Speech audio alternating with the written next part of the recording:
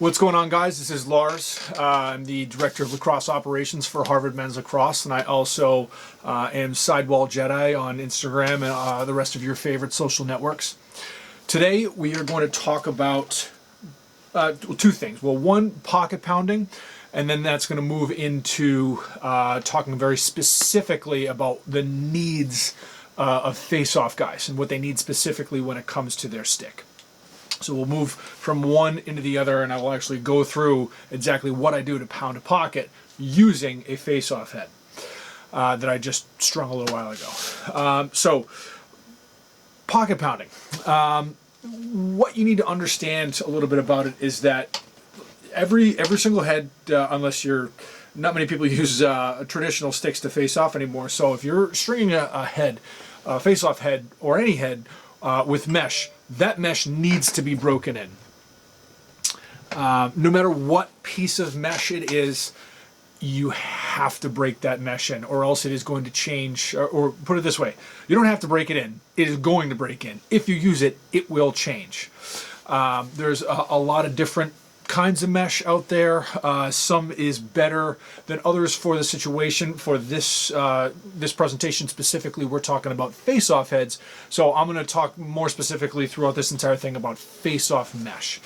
But of all the different kinds of mesh that I use, it's great because we have so many options, and there's lots of guys who like certain aspects of the way they want their stick to throw. So there are a number of different types that I can go to. STX makes a product called Dry Mesh Light, which is really thin. It just the way it feels, it has like a good snap to it when it's strung well. String King makes they're type 4F. It's a little bit thinner. It's lighter. It's thinner. It's even softer than their 4S. Was it East Coast Mesh or East Coast Dyes they have Hero 2 face-off mesh. The Hero 3, which just came out recently, is also very, very soft and would work really well for face-off mesh. The Mesh Dynasty is another company that I've talked about a number of times that has a number of great options that you can use for anything, for face-off sticks and for anything else. From the coach's perspective, you don't really need to know the specifics. And with this, I'm not going to get into all the specifics and talk about exactly how I do what not, or how I string things in a certain way. I'll talk about generalities, but from a coach's point of view, if you're not planning on getting into learning how to string sticks to a serious degree, like, what you need to know is just that mesh is going to change. Like, no matter what, if you put a piece of mesh in the stick and that stick gets used in practice or in games, it is going to change. What you have control over is how quickly that change happens. I had thought earlier as I'm preparing this presentation, saying that all mesh has to be broken in. Well, actually, it really doesn't. It's not going to perform at as high a level as it possibly can. So from my standpoint, I'm dealing with a lot of the equipment issues with Harvard right now. I'm also the equipment manager and an assistant coach for the Boston Cannons in the MLL. So I'm more so like I'm actually having to do with stuff that's going on the field. I work with the face-off guys and the goalies specifically, but also help out on the offensive end. It's my job to make sure that the guys have the proper equipment and make sure that equipment is working at as high level as possible, so the guys don't have to worry about it. So I take it very seriously when I need to make sure that they're using the right equipment, they're using it in the proper way.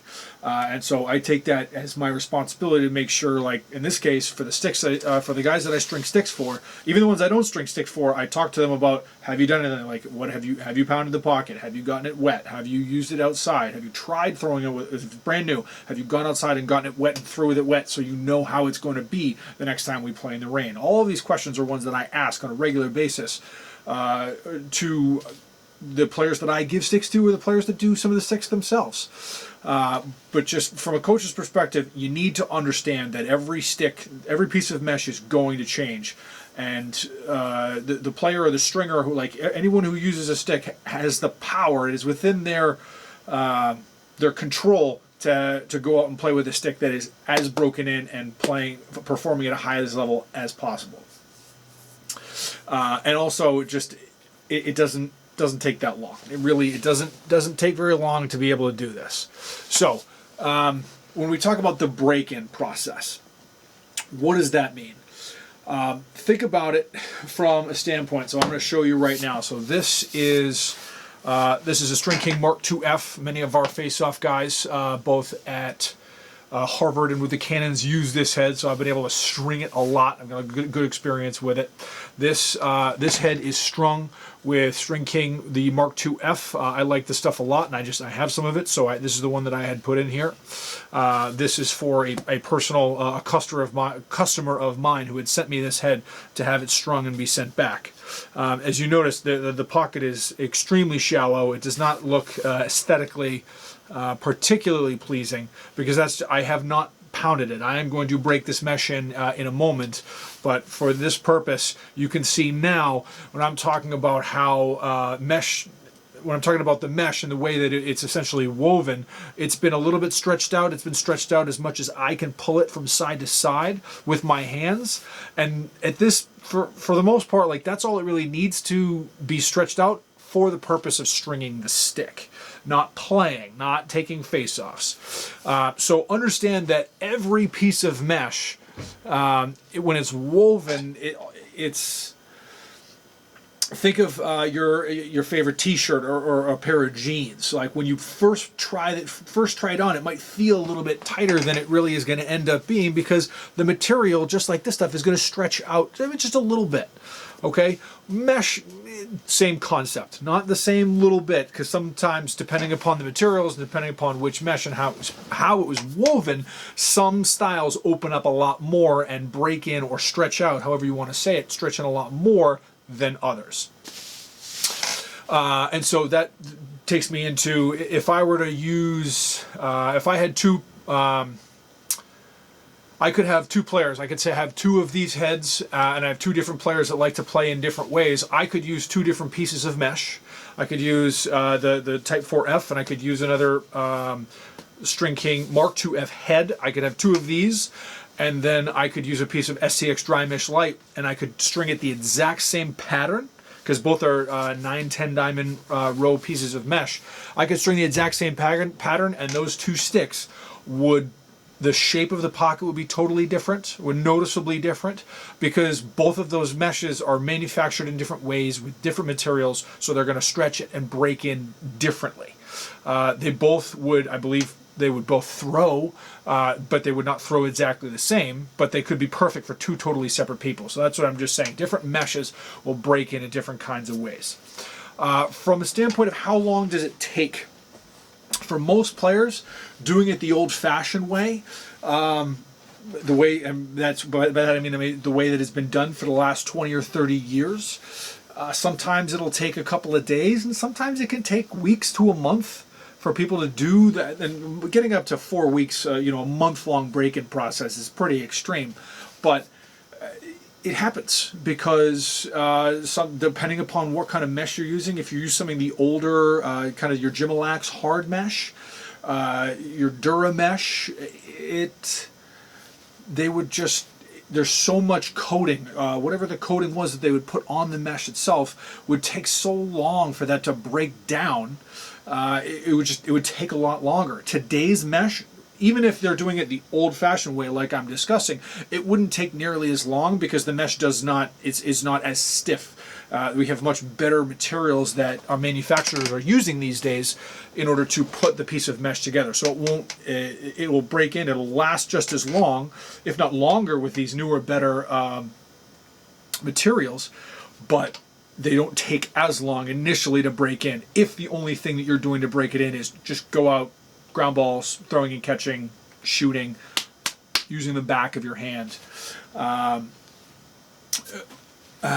So it shouldn't take that long. And so moving into my next piece is, how long should it take? Me personally, I can get a stick to, and I will show you this, I can get a stick from unstrung, from just strung and unpounded to, I feel confident giving it to a player about to go play in a national championship game, about to go play in an MLL championship game, whatever the case may be, I could string up a stick during warm-ups and give it to a face-off guy, because we're talking about face-off guys today, with absolute and complete confidence that that stick is going to perform almost exactly, and probably on an imperceptible level, exactly the way that the ones that I had done for that person before. Meaning, like, I'm not going to worry about what's going on. And if a coach is going to be like, hey, it's going to be okay using a brand new stick, I'm going to say, yes, he can't tell the difference, or he wouldn't be able to tell the difference. And I can do that in somewhere in 2 to 3 minutes total. And I will show you this process. Now, I say like an imperceptible level because it's never ever going to be perfect. And I'm talking about like the tiniest little aspects of differences that most people don't have the hand feel to be able to tell the difference in a stick that was strung 2 months ago and has been played with for 2 months, and a stick that is brand new and I just strung that day, if it's the same head, same string, same mesh. There's just some of the process of it's more so getting used to it than break-in.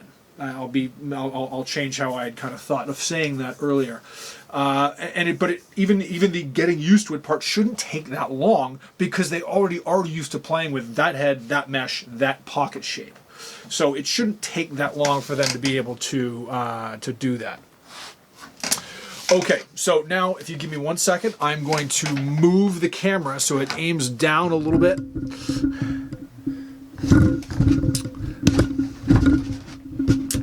Forgive me with this. And so, as I have mentioned a few times in the past, I use baseball bats. This is the single greatest use of a baseball bat that I have ever found. Certainly coming in front of actually using it to play baseball. But I digress.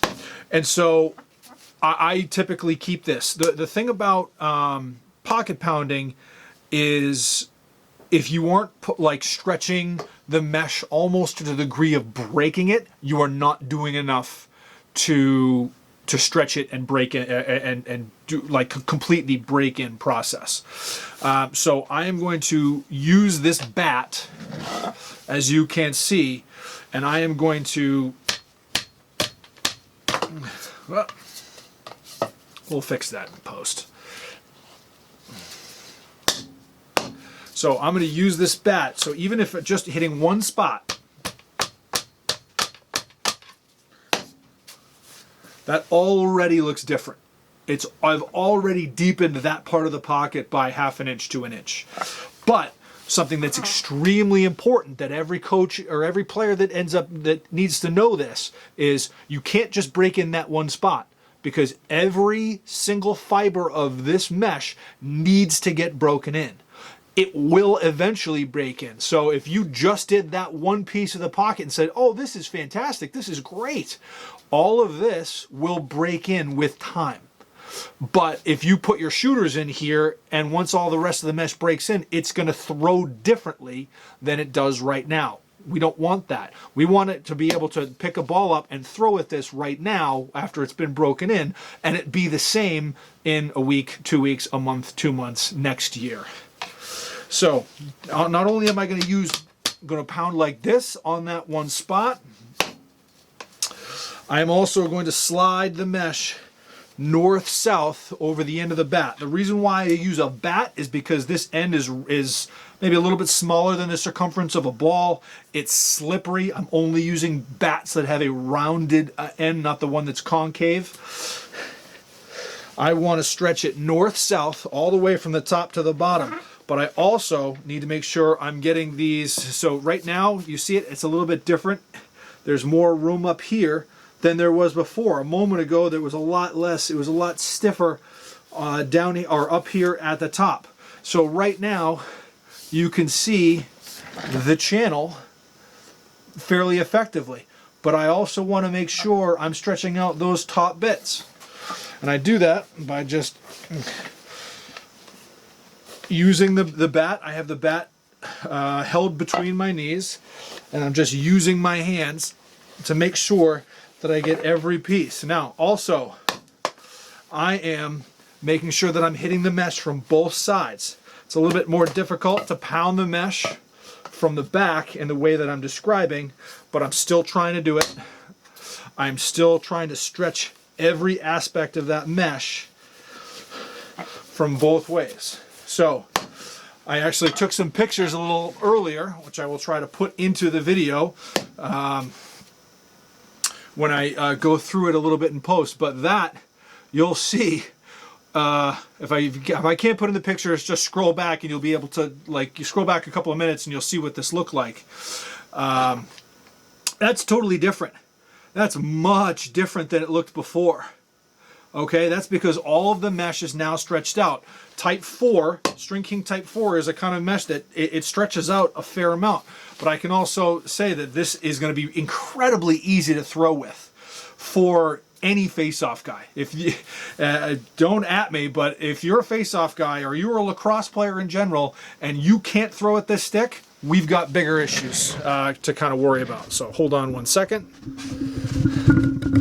We're going to fix the tripod up again here.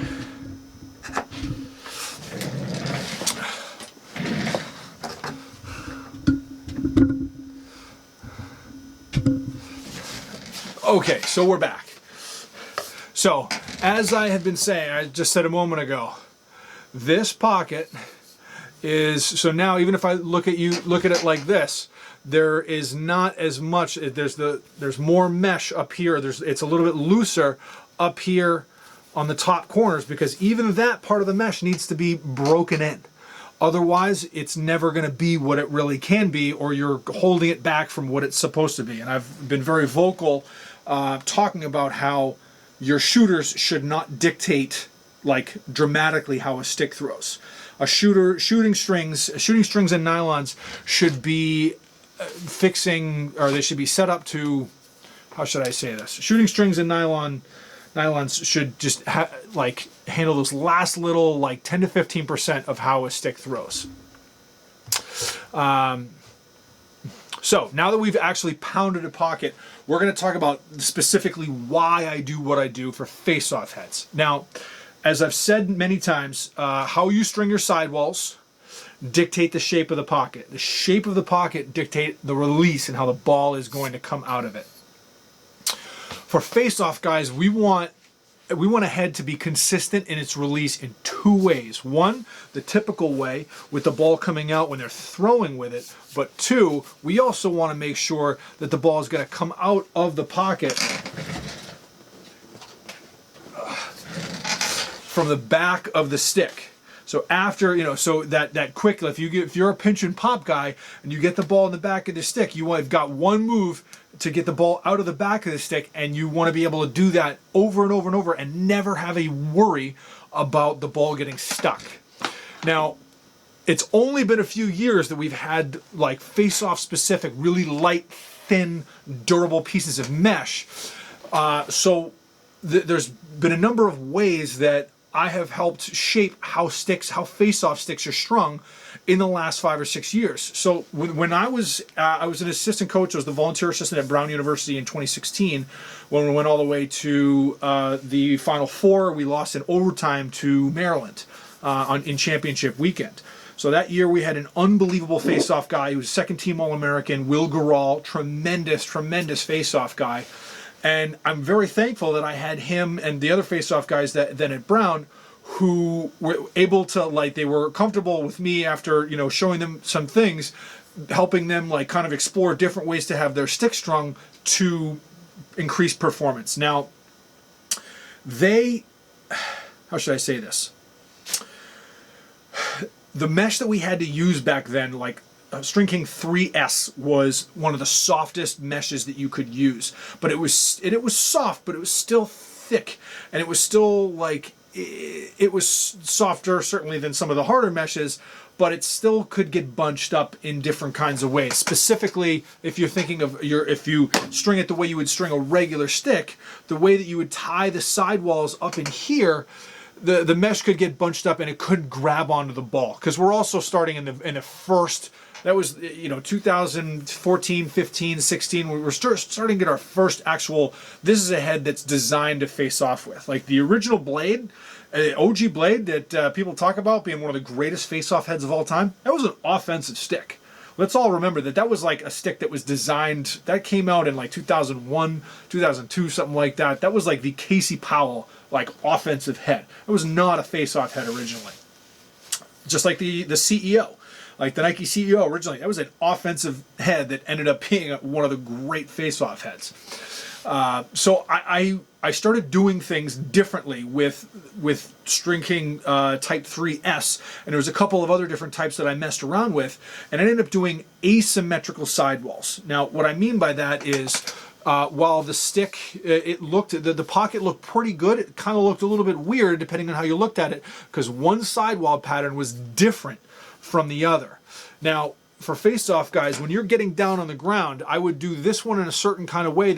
I noticed the way I would, when I first started stringing face-off heads, and specifically the ones that my face-off guys had been using prior to me arriving that year, the mesh down here would get pulled to the outside. It wasn't strong, so it should sit there, but it just ended up being there because this is the sidewall that's on the ground when a face-off guy is grinding through a face-off.